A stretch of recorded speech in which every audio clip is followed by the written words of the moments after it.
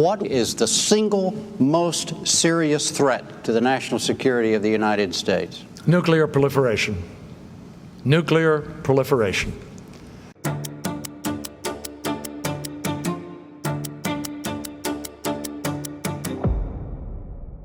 Welcome to Doom Debates. I talk a lot on this podcast about how artificial general intelligence is about to become a weapon of mass destruction. And if the knowledge of how to build AGI ever gets out into the public, then I think humanity is doomed. I think we're going to go extinct. That's not what I'm talking about today, though. Today, I'm talking about a claim that's more blindingly obvious. I'm talking about the risk of human extinction from nuclear weapons proliferation. That's something that really nobody should doubt, right? Enter Ben Horowitz, the co-founder and managing partner of the well-known venture capital firm Andreessen Horowitz, otherwise known as A16Z. Ben was recently interviewed on a podcast, and he said something about nuclear proliferation that shocked me.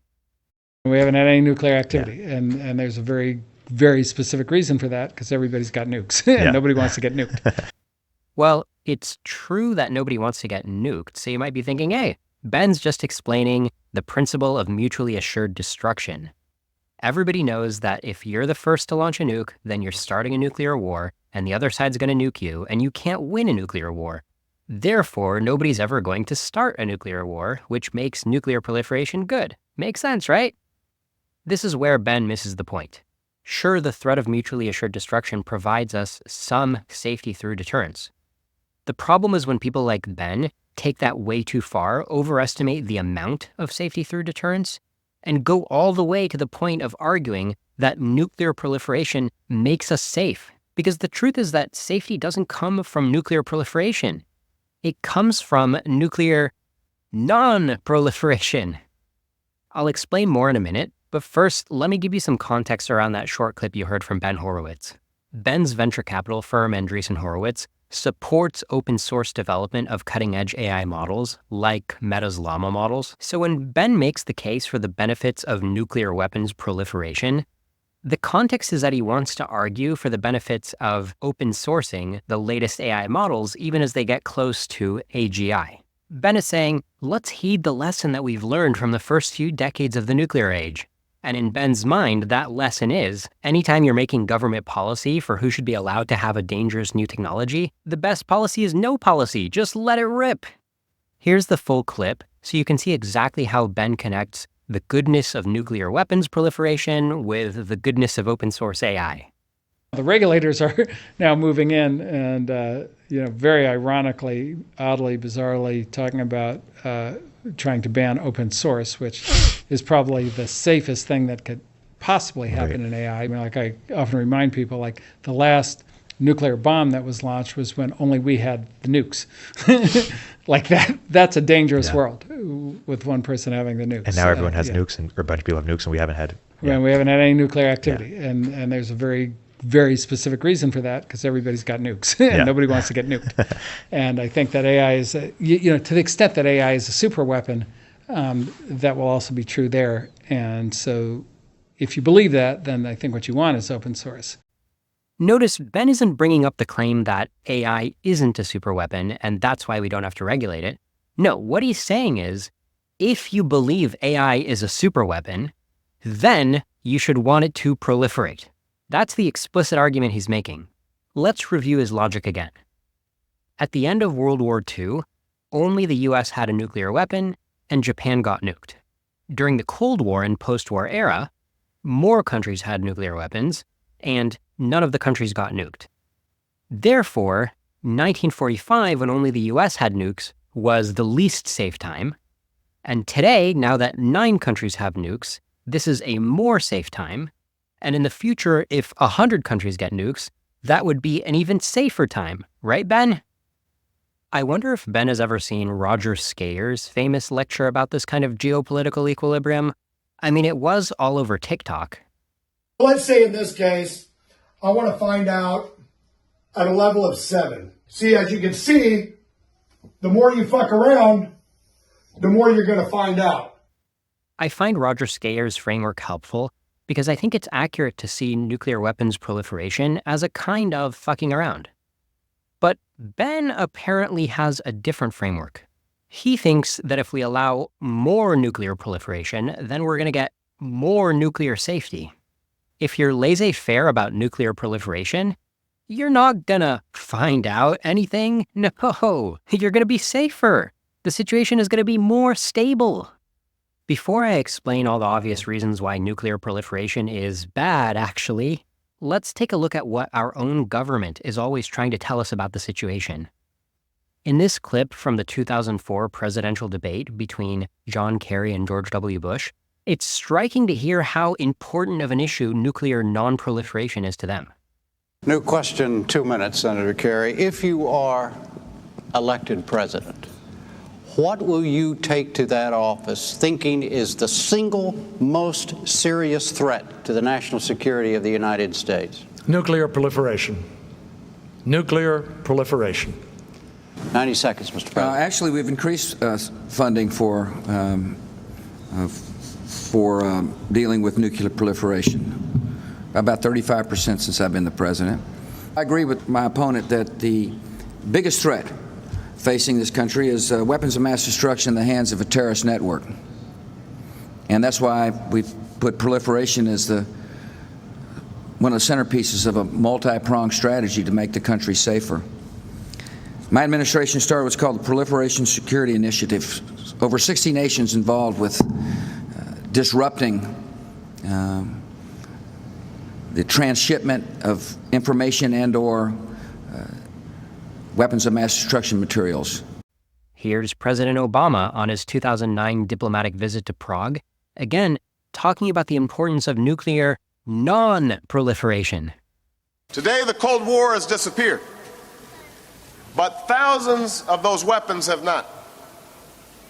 In a strange turn of history, the threat of global nuclear war has gone down, but the risk of a nuclear attack has gone up. More nations have acquired these weapons. Testing has continued. Black market trade in nuclear secrets and nuclear materials abound. The technology to build a bomb has spread. Terrorists are determined to buy, build, or steal one. Our efforts to contain these dangers are centered on a global non-proliferation regime, but as more people and nations break the rules, we could reach the point where the center cannot hold. Finally, we're going to see John Kerry again, this time in 2015 when he was Obama's Secretary of State, speaking at the International Nuclear Non-Proliferation Treaty Review Conference. The Nuclear Non-Proliferation Treaty, or NPT, is the landmark 1968 international agreement aimed at preventing the spread of nuclear weapons, moving toward nuclear disarmament, and facilitating the peaceful use of nuclear energy. It has 191 signatories, which is literally every country in the world as a signatory except India, Pakistan, Israel, and North Korea. North Korea did originally sign it, but they pulled out of the treaty in 2003 to pursue their own nuclear weapons program. I should mention the total number of nuclear states in the world right now is 9. We have 5 nuclear non-proliferation treaty signatories: the United States, China, Russia, United Kingdom, and France. And then we have 4 non-signatories that I mentioned, India, Pakistan, Israel, and North Korea. Now notice when John Kerry is speaking at that 2015 Nuclear Non-Proliferation Treaty Review Conference, not only is he talking about nuclear non-proliferation, he's also talking about humanity's shared goal as represented in the treaty, the shared goal of disarming our existing nuclear weapons and rolling back the clock on the nuclear proliferation that's already happened. Can we really create a future in which nuclear weapons exist only within the pages of history books? The answer is yes. For the past 45 years, the guiding light on these issues has been the Nuclear Non-Proliferation Treaty. It's a pretty straightforward arrangement, nothing complicated. Countries without nuclear weapons will not obtain them. Countries with nuclear weapons will move towards disarmament, and all countries will have access to peaceful nuclear energy. And for this treaty to remain upright, we need to ensure its words have weight that its rules are binding, and that its parties are compliant. And that means that the world has to remain united in rejecting the proliferation of nuclear weapons anywhere. So those are our highest-ranking leaders trying to explain again and again how important nuclear non-proliferation is, but for whoever needs to hear it, I will now explain the logic of why nuclear proliferation is bad. We can break it down into three main reasons: escalation spirals, rogue actors, and accidents. We're all familiar with escalation spirals. You get into a back and forth where everybody takes a turn, doing a little attack at the other side, and then the other side feels like they need to do something to restore deterrence. As we speak, this is happening with Israel and Iran. They keep attacking each other, and the attacks grow larger and larger, and neither side feels like it wants to back down. They both feel like they're getting backed into a corner. We can also look at the war in Ukraine, where some of the attacks are now hitting the Russian homeland, where their doctrine is that they're allowed to defend their homeland using their nuclear weapons. If you back Russia into a corner, and they feel like their conventional weapons aren't doing enough, it's going to be tempting to bust out the nukes. Not necessarily those big 50 megaton strategic nukes, just tactical nukes. You know, a smooth on-ramp from a large conventional bomb to a small battlefield nuke. Just, blow open a bunker, no big deal. Now you might think, come on, they know to escalate with conventional weapons. They're not going to cross the line. They're not going to violate the nuclear taboo. Fine. But even if you just make sure to always escalate with conventional weapons, what happens is you end up striking the other side's nuclear installations, and the other side feels that that necessitates a defensive nuclear response. In the Cuban Missile Crisis, the United States authorized a number of purely conventional escalations against the Soviet Union, which still almost led to an all-out nuclear war. What happened was that the US imposed a naval blockade around Cuba to prevent the Soviet Union from delivering more nuclear missiles to the island. But anytime there was a naval confrontation, that created the potential for escalation to nuclear war. I'm not just talking about a theoretical possibility here. Have you ever heard of the B-59 submarine incident? The B-59 was a Soviet submarine operating near Cuba at the time of peak tensions between the US and the Soviet Union, and it was carrying a nuclear-tipped torpedo. Well, the US Navy was there just enforcing its blockade around Cuba, and at one point it wanted to signal to the B-59 that it needed to surface. So it just did the standard practice of dropping what are called practice depth charges into the water around the submarine, charges that aren't big enough to harm it, but just tell it that it needs to come surface. But the crew of the submarine was cut off from communications with Moscow. They figured they're probably under attack, and war had probably already broken out, given the peak tensions. The captain of the submarine wanted to launch the nuclear torpedoes. Fortunately, the second in command, a guy named Vasily Arkhipov, persuaded him not to. He may have saved the world that day in 1962. The torpedo he ultimately decided not to fire was equivalent in yield to the Hiroshima bomb. It would have killed thousands of US sailors and likely sparked a full-scale nuclear exchange between the United States and the Soviet Union. Keep in mind that both of these nations had war plans explicitly drawn out to fire hundreds or thousands of their nuclear missiles at a time in the case of breakout of nuclear war. Because in nuclear war, you only get one chance for your main attack. It's use them or lose them. And so they both have policies written out saying, well, we're going to use them. That's mutually assured destruction after all. It only works when we go and destroy everything. The Cuban Missile Crisis in the middle of the Cold War is probably the single biggest escalation spiral that we just managed to walk back. But like I said, we are holding our breath today because escalation spirals are happening as we speak. Israel is a nuclear nation. Iran's nuclear program is reportedly only weeks away from having nuclear weapons capabilities. Putin is explicitly threatening to use nukes to defend the Russian homeland, and reportedly the United States government at various times thought that he had an extremely high probability of using tactical nukes against Ukraine. None of this is theoretical. Nuclear proliferation is not a solved problem that we can look at in the rearview mirror and breathe a sigh of relief. No, it's a nightmare that we're living day after day. And just a contrast, in a scenario like 1945 when only the United States had nukes, not to mention before 1945 when nobody had nukes, if we're just comparing to 1945, it is a more stable equilibrium when a single actor has nukes because you don't risk an escalation spiral. Yes, there's the question of what decisions will the one government make, but It's easier to imagine an equilibrium where one government makes good decisions rather than trying to imagine an equilibrium where 9 countries or potentially 90 countries are all making moves and confusing each other and having imperfect communication and trying to restore deterrence on one another. So that's the escalation spiral part of the argument. Let's talk about another issue, rogue actors. I'll give you an example of how proliferation enables rogue actors. When the Soviet Union dissolved in 1991, these newly independent republics of Russia, Ukraine, Kazakhstan, Belarus, former Soviet republics, they suddenly had thousands of nuclear weapons, they had tons of fissile material, and we know that there were black market attempts in the former USSR to smuggle these materials out. Another example of a rogue actor is that a Pakistani nuclear scientist sold nuclear materials to North Korea, Iran, and Libya.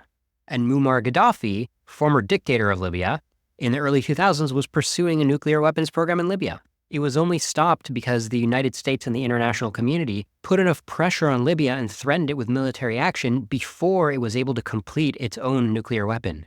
That's what it takes to stop the spread of nuclear weapons and maintain a peaceful equilibrium. It takes constant work to prevent nuclear proliferation. That's why our leaders keep talking to us about this and explaining that this is one of the most serious threats to all of us. It's one of our most important shared priorities as a species to prevent nuclear proliferation. All right, we've talked about escalation spirals, rogue actors. Let's talk about nuclear accidents. In 1961, a B-52 bomber flying over Goldsboro, North Carolina, carrying 2 hydrogen bombs, suddenly broke up in midair. Apparently there was a fuel leak and the pilot was rapidly descending, and the weight on the plane got uneven because of the loss of fuel. The right wing broke off the plane, the people in the plane ejected, but what happened to the bombs? Well, what happened when the plane exploded is that one of the bombs did start to enter the normal detonation sequence, beginning with deploying its parachute and slowing its descent toward the ground. This bomb thought, for all intents and purposes, that it was being dropped in a war zone.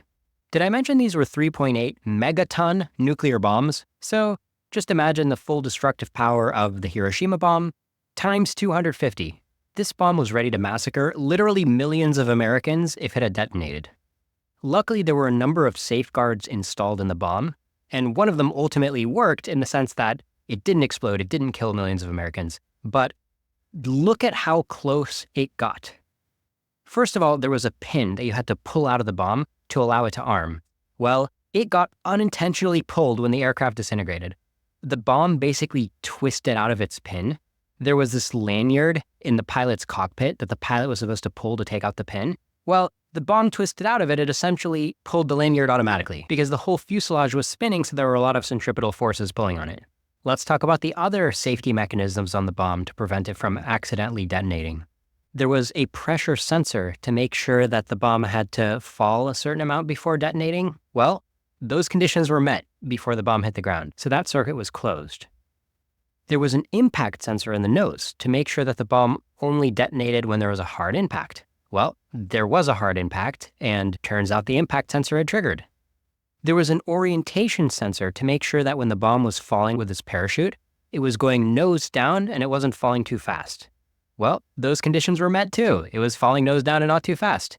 Each and every one of the bomb safety mechanisms that were supposed to prevent accidental detonation, they were all circumvented except for one. It's called the MC772 arm safe switch. This is actually a low voltage switch, only 28 volts. The point of it is to connect the pilot's control panel to the higher voltage arming mechanism inside the bomb. What's supposed to happen on a normal day when a pilot wants to kill millions of people is that they would press a button in their cockpit, which sends a 28 volt signal to the MC722 arm safe switch. The switch has a solenoid, an electromagnet, which closes a mechanical circuit, and then there's a higher voltage arming mechanism inside the bomb that it triggers. 28 volts is a pretty weak signal. Fortunately, in this case of the B-52 over North Carolina, when the plane broke up, the pilot didn't press that button, and there was no stray 28 volt signal passing through any of its circuits. There was no short circuit or anything, but that was very close to being a single point of failure because that's pretty low voltage, and you do get electrical shorts all the time. In fact, this particular arm safe switch apparently has over 30 known incidents of being operated inadvertently by stray electrical currents. And in fact, some experts who have studied the B-52 crash over Goldsboro, North Carolina, have concluded that it was only the correct operation of this low voltage switch that saved millions of Americans. That little switch was the one and only factor standing in the way of a 3.8 megaton nuclear explosion on US soil. 250 Hiroshimas prevented by one 28-volt switch. Keep in mind, when you put pilots in a plane with all these different safeguards, you're still assuming that the pilots are mentally healthy and don't particularly want to kill millions of people or start a nuclear war. The movie Dr. Strangelove, classic by the way, highly recommended, shows what happens when it's not the case that everybody in the whole chain of command is mentally healthy. We also depend on commanders like Vasily Arkhipov, the one in the nuclear submarine, to be more than just rational and mentally healthy, to be willing to disobey their orders to retaliate in the name of defense and mutually assured destruction. In the show notes, I'm putting up a link to Wikipedia's list of nuclear accidents, and you can see dozens of historical examples where the humans involved didn't want to nuke humanity, but almost did anyway. So Ben, what happens when we fuck around with nukes? Do we get more safe or less safe? More proliferation doesn't mean more safety. It means more escalation spirals, more rogue actors, and more accidents. And that's why nuclear proliferation is bad. And keep in mind, these three different types of issues with nuclear proliferation, they can combine. You can mix and match individual incidents that involve these three factors. Take the famous 1983 Soviet nuclear false alarm with Stanislav Petrov. You're going to see all three factors. It was during the Cold War, so you've got an escalation spiral. You're going to see a key actor who had to make the right decision. And you're going to see a system malfunction, essentially an accident. Briefly, on the night of September 26, 1983, an early warning Soviet satellite detected 5 intercontinental ballistic missiles from the United States heading toward the Soviet Union. Stanislav Petrov, the lieutenant colonel on duty at the Soviet Air Defense Command bunker, decided not to report it up the chain of command because it didn't make sense to him why the US would only launch 5 missiles instead of a larger attack. Petrov's report would likely have triggered an immediate retaliatory nuclear strike because of the doctrine of mutually assured destruction, and the military commanders would need to make their launch decision within minutes. Highly recommend reading Annie Jacobson's new book, Nuclear War, to see this kind of nightmare scenario explained in shocking detail, how within minutes a first strike or a perceived first strike can just lead to all-out nuclear war, and it's just game over. It's too late to undo all these crazy spur-of-the-moment decisions. If you've read up on all these close calls that I mentioned, and dozens more that I haven't mentioned, it seems pretty disingenuous to go on a podcast and talk about how there hasn't been any nuclear activity. Yeah, we haven't had any nuclear activity, and there's a very, very specific reason for that, because everybody's got nukes. No nuclear activity, just a constant background stream of escalation spirals, rogue actors, accidents that almost massacred millions or worse. That's what you mean by no nuclear activity, right? Ben's venture capital firm, Andreessen Horowitz, has $44 billion in assets under management. People trust him with their money. So it's striking that he would casually go out on a public interview and have this attitude about nuclear proliferation and use that as his justification for his firm's position on open source AI and AGI. To me, that signals a lack of responsibility, a lack of judgment, a lack of integrity. And it's not just Ben within A16Z. Here are a couple of the other partners, Martin Casado and Marc Andreessen, talking about what happens when any technology gets arbitrarily powerful.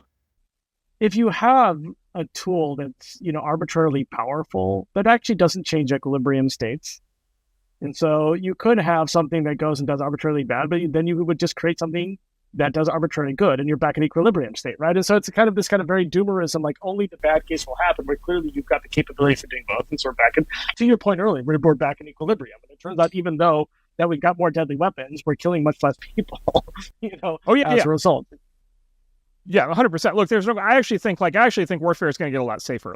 Okay, but guys, in the case of nuclear weapons technology, you have the US government and 190 countries telling you that nuclear non-proliferation is essential to human survival.